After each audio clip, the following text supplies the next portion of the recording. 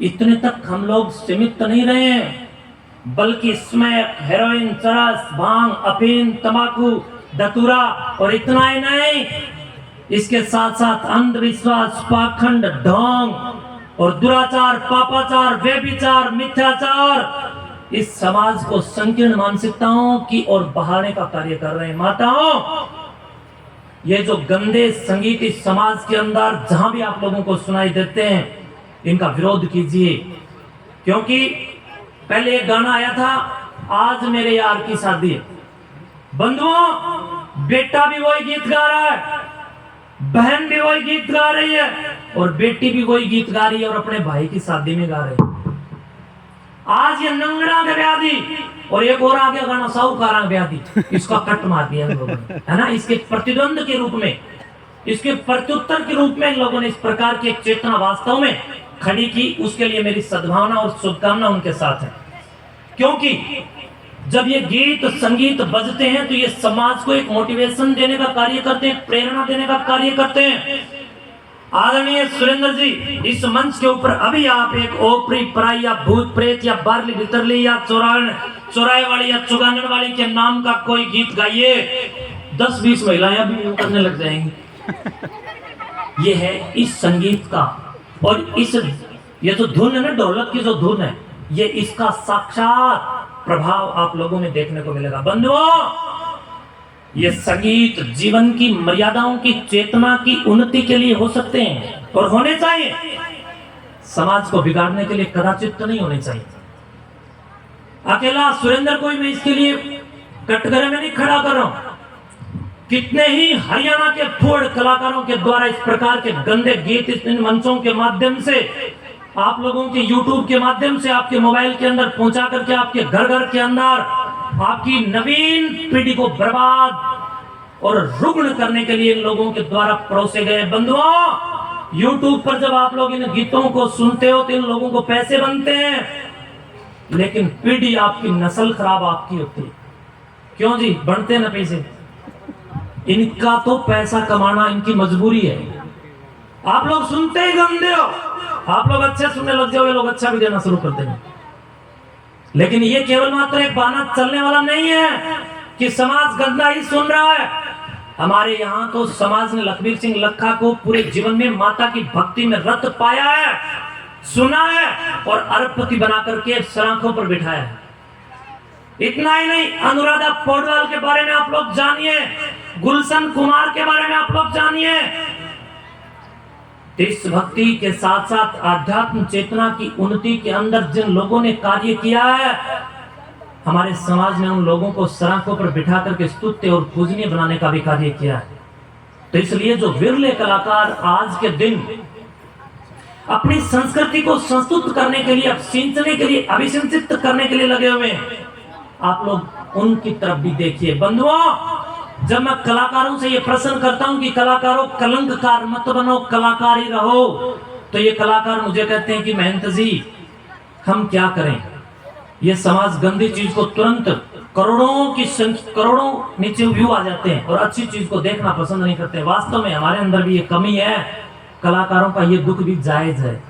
इसके लिए मैं कलाकारों की ओर से इस वरीयता के लिए वकालत आप सबके सामने करना चाहूंगा कि हे समाज के लोगों, अपने बच्चों को और आने वाली पीढ़ियों को बचाओ और अच्छे अच्छे संगीतों को फॉलो करो, ताकि अच्छे अच्छे कलाकार सामने आए और उनको यहाँ गाता पा करके, गाता हुआ देख करके आपकी इन्हीं बैठे हुए श्रोताओं में से कितने ही बच्चे उनकी तरह बनने की प्रेरणाओं को प्राप्त करके उन जैसे बने। ऑस्ट्रेलिया में गए, कोई तोप नहीं चला के आई ऑस्ट्रेलिया में। अभी बताया जा रहा था कि सुरेंद्र जी ऑस्ट्रेलिया गए, अभी आए, अब कनाडा जाएंगे, के बाद टैंक लेके गए थे। कोई बड़ी बात नहीं है, आपके भी कितने सालों के बच्चे ऑस्ट्रेलिया जा रहे हैं, लेकिन मैं सुरेंद्र जी पर गौरव महसूस करता हूं कि इन्होंने टैंक चलाने से भी बढ़िया काम किया, हरियाणा की संस्कृति को विदेशों में फैलाने का काम किया। अमित ढूल शायद इसी गांव का एक लड़का है। अमित ढूल ने भी, मैं मानता हूं कि मैंने उनके गाने तो नहीं सुने, लेकिन लोगों से इस बात का जिक्र जरूर सुना है। इन लोगों ने हमारे हरियाणा के कल्चर को विदेशों की चौखट पर देश और दुनिया के सामने लाने का एक बेड़ा उठा करके स्वर्णिम कार्य किया है। इसके लिए इन लोगों को मैं बधाई दूंगा और इन लोगों से मैं इस बात का अनुमोदन भी करूंगा, निवेदन भी कर सकता हूं, अपील भी कर सकता हूं कि बंधुओं, ये जो समाज है ये आपको फॉलो करता है। आप जिसे गाओगे इसे ये सुनेंगे, और जब आप अच्छा गाओगे तो ये लोग अच्छाई की और प्रशस्त, संस्कृत और प्रसंस्कृत और आश्वस्त और आगे बढ़ने के लिए अग्रसर होंगे। तो इसलिए अच्छा दीजिए। मां भवानी की मैं बात कर रहा था। मां भवानी किसी के घर में जाकर के पूछा करवाने के लिए कदाचित नहीं गई, लेकिन आजकल की जो माताएं हैं वो किसी पूछा लगे बैठी हैं, ऊपरी पराई लगे बैठी हैं, चौराहे लगे बैठी हैं। ये मां भवानी इसीलिए संस्कृति के योग्य है, इसीलिए पूजनीय है कि इन्होंने शस्त्र और शास्त्र की विद्या से पारंगत होकर के समाज को ऊंचा उठाने का कार्य किया। आप भी हमारी मां हैं। आप लोग देख सकते हैं कि नवरात्रि के दौरान नन्हे मुन्ने चुन्नू मुन्नू जो आपके बीच में ये बैठे हैं, इन्हीं में से छोटी छोटी बच्चियों को हमारे महापुरुषों, हमारे संतों, हमारे योगियों, हमारे उपासकों, हमारे ब्राह्मणों, हमारे विद्वानों, हमारे आचार्यों, प्राचार्यों के माध्यम से इनको बुलाया जाता है और बुला करके मंच के ऊपर बड़ी तटस्थता के साथ इनके चरण चुमन करने का भी कार्य किया जाता है। किया जाता है ना। नवरात्रों में बेटियों को नवदुर्गा बना करके वहां पर उनकी पूजा करवा करके बच्चों को दुर्गा के रूप में पूजित सज्जित करने का भी कार्य हम लोग करते हैं। वो इन्हीं के कारण करते हैं कि इन लोगों ने, इन माता और माता के साथ साथ में आप देख सकते हैं योगेश्वर भगवान श्री कृष्ण, योगेश्वर भगवान महादेव शिव और योगेश्वर भगवान हनुमान, वीर बंकनाथ जी महाराज, बजरंग बली जी महाराज, इन सभी महापुरुषों ने, इन सभी तत्व पुरुषों ने इस देश को उत्तम यश और गौरव देने का काम किया। बंधुओं, नजदीकी सदियों के अंदर इन सभी देवी देवताओं को फॉलो करने का सबसे बड़ा श्रेय अगर जाता है तो महाराणा प्रताप को जाता है। राणा प्रताप के बारे में भला कौन नहीं जानता। मां भवानी का टकटकी लगा करके बैठा हुआ एक शानदार उपासक, मां भवानी का अपने युग और कालखंड का सबसे बड़ा भक्त, जिसने मां भवानी की तलवार को उठा करके विरोधी तबके को चूर चूर करने का कार्य किया। बंधुओं, घास की रोटी खाना मंजूर किया, लेकिन नंगड़ा का ब्याह गाना जैसी किसी भी प्रकार की कोई कुरीति को फैलाना मंजूर उन्होंने नहीं किया। अकबर से संधि, सामने वाली विरोधी पार्टी के सामने झुकने का कोई भी संदिग्ध कार्य हम लोगों ने नहीं किया।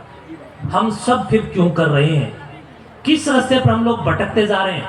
एक वो अभी कलाकार नाच रहे थे यहाँ मंच के ऊपर, उनकी अगाड़ी पिछाड़ी जो हिलती दिक्कत थी, लेकिन एक भी भजन मेरे तो समझ में आया नहीं। भाई आया सच सच बताना माताओं, आपको मां भवानी का वो वास्ता है, आया कुछ समझ में नहीं आया ना?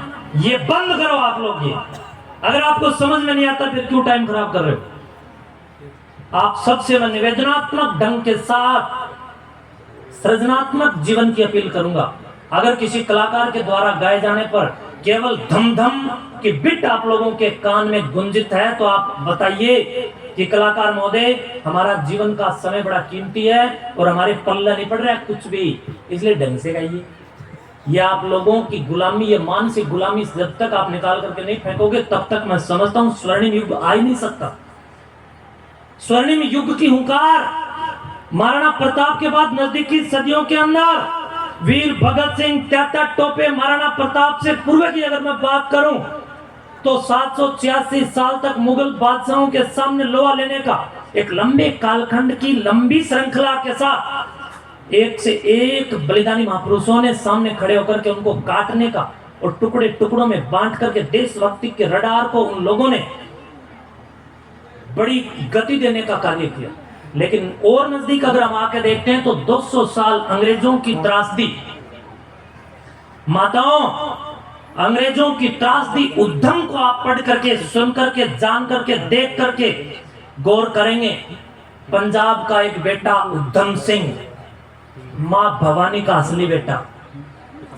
एक भजन है ना वो, मेरी माँ शेरों वाली है, भारत माँ शेरों वाली है, शेरों वाली है भारत माँ शेरों वाली है।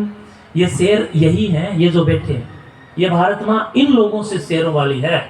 और वो एक भजन में भी गाया ना, सुरेंद्र जी गा रहे थे, बोला शेर पकड़ के जल्दी आ जा माँ, जेड़े शेर भी आ गए ने एक नहीं पांदा। तो इसलिए असली शेर तो तुम हो, असली शेर हम सब हैं। और माँ हमारी जो दुर्गा है वो आप हैं। आपकी कोख से जो पैदा हो रहे हैं उनसे बड़ा कोई शेर नहीं, क्योंकि वो शेर इन शेरों को कंट्रोल करने का काम करता है। जंगल के शेर को आपके द्वारा जो पैदा किए गए, आपकी कोख से जो पैदा हुआ क्रांतिकारी पुत्र, वो उसको पिंजरे का शेर भी बनाने का कार्य कर सकता है। इसलिए नजदीकी सदियों से भी हमें इस बात की शिक्षा लेकर के शिक्षा को अलग जगा करके घर घर तक पहुंचाने का कार्य करना चाहिए। और ये पाखंड, ढोंग, अंधविश्वास और नशाखोरी इसमें नहीं दरिया कुछ भी।